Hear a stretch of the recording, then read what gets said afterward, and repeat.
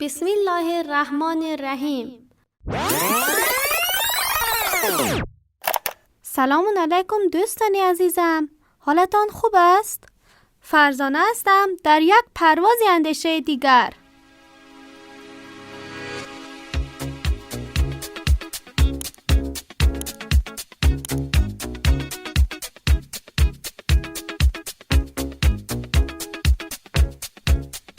امروز میخواهم درباره طوطی‌ها نکته‌ها و حقایق عجیب به شما دوستانم بگویم.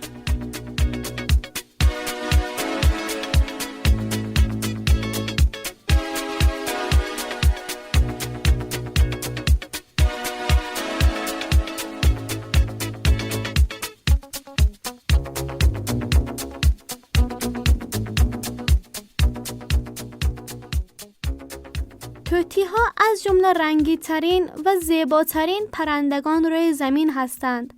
یکی از خصوصیت‌های شناخته شده آنها در میان انسان‌ها توانایی صحبت کردن آنها است. طوطی‌ها حیوانات عجیبی هستند که هر موقع یکی از آنها را می‌بینیم سعی می‌کنیم ببینیم که آیا صحبت می‌کند یا نه. در این برنامه با دانستنی‌های جالبی در مورد طوطی‌ها آشنا خواهیم شد. با ما همراه باشید.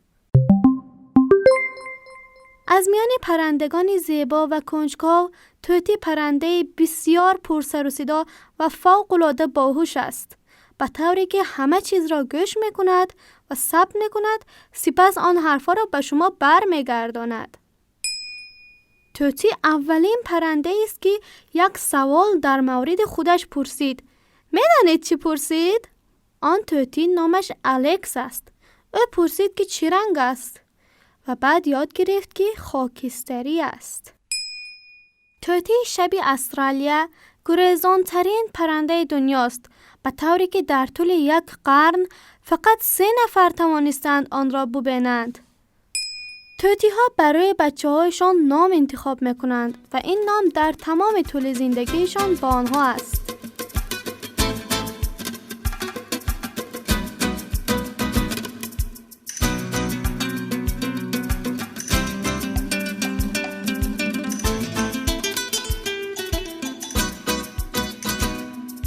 طوطی‌ها تار صوتی یا صدا پرده ندارند.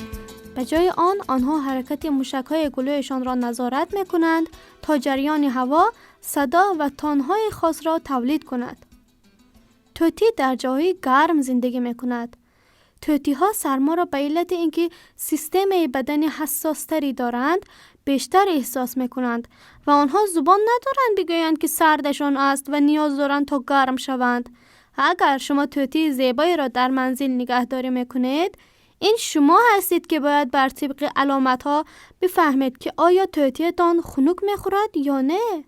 حدود 400 گونه متفاوت از طوطی‌ها در تمام جهان وجود دارد. از این تعداد تنها یک گونه از آنها نمیتواند پرواز کند که طوطی کاکاپو نامیده می شود. طوطی کاکاپو همچنین بزرگترین طوطی جهان است. این پرنده از جمله پرندگانی است که بیشترین طول عمر را دارند و طول عمر او 95 سال است. متاسفانه این گونه از طوطی‌ها به شدت در خطر نابود شدن هستند و تا سال 2018 فقط 149 عدد از آنها وجود داشت. خصوصیت‌های پرهای طوطی: بالای دم بسیاری از طوطیان غدود نرمی وجود دارد که به غده پرآرایی معروف است.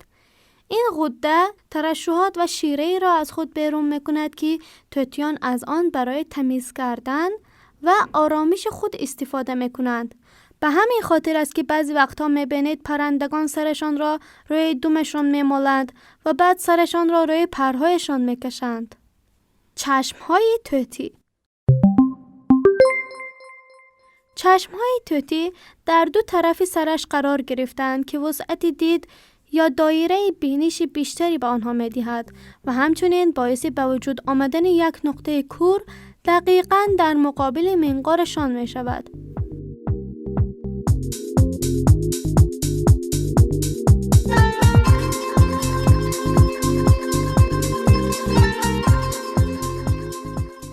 دوستان عزیزم، برنامه امروزمان هم به پایان رسید.